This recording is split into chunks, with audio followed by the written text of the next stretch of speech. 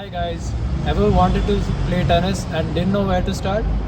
Today I'll be explaining you the basic rules of tennis and a few basic strokes. So let's get started.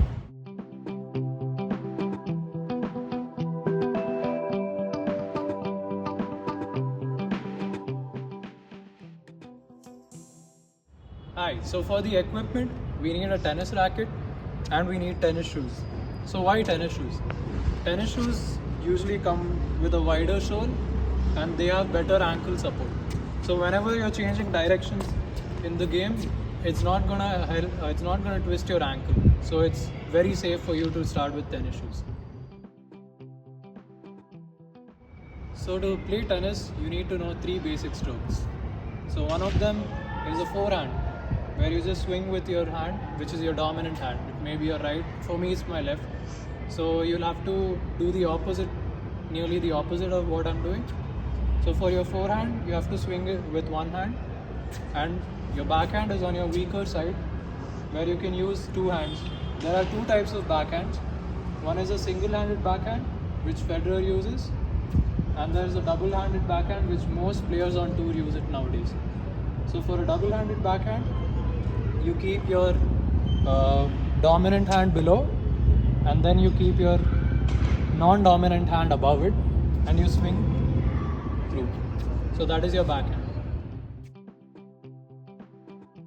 Now I'll teach you about the grips involved in each of the shot. So what is a grip? Grip is basically how you hold the racket. So a tennis racket is divided into 8 bevels. A bevel is basically an edge. So as you can see, it has 8 edges over here.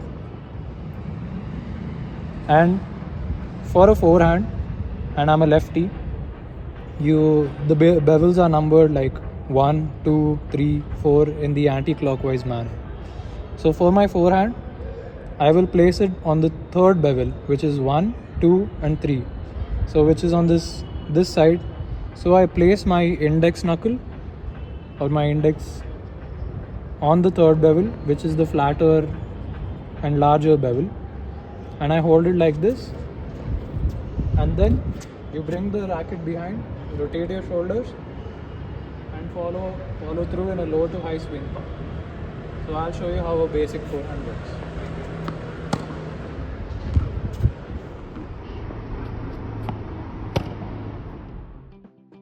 So I'm going to demonstrate how a double-handed backhand works. And why double-handed? Because it's the most beginner friendly and you have the support of your two hands, so it's a more powerful shot. So for a double-handed backhand, use your dominant hand below and your non-dominant hand on top. So how to grip each of them? So you have your bevels again. So I'm a left-hander and I place my dominant hand, which is on the second bevel, so 1 and 2.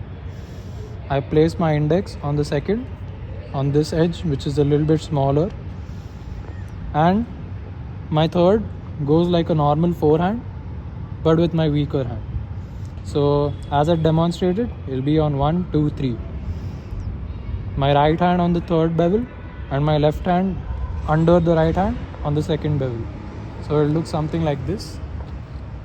And for the swing, it's similar.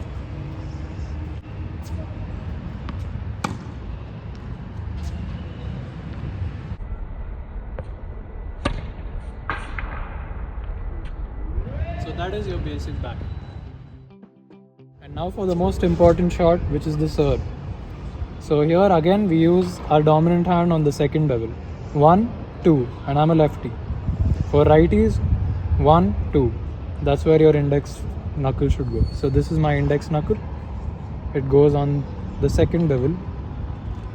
And now the serve is a little bit complex. So you need to practice your toss. So what is the toss? You use your non-dominant hand to toss the ball in the air. And then you have to hit the shot in the cross-court box, within the service box, as I've explained in the video. So a service goes like this. So you can start off by just hitting the ball inside the box and you don't need to add any power. And as you practice, you can add more power. Now that we've summarized all the basic strokes, I will give you a few more tips to get started. So to start with, you can try wall practice if you don't have a partner. So it looks somewhat like this.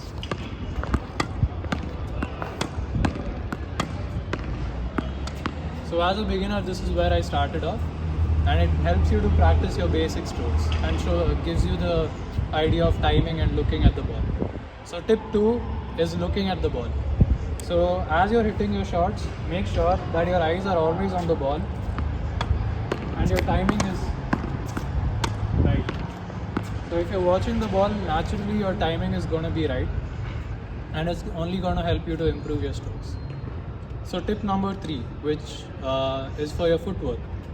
Footwork is one of the most important things in tennis. So ensure that you're always on your toes and you're ready to change your directions quickly.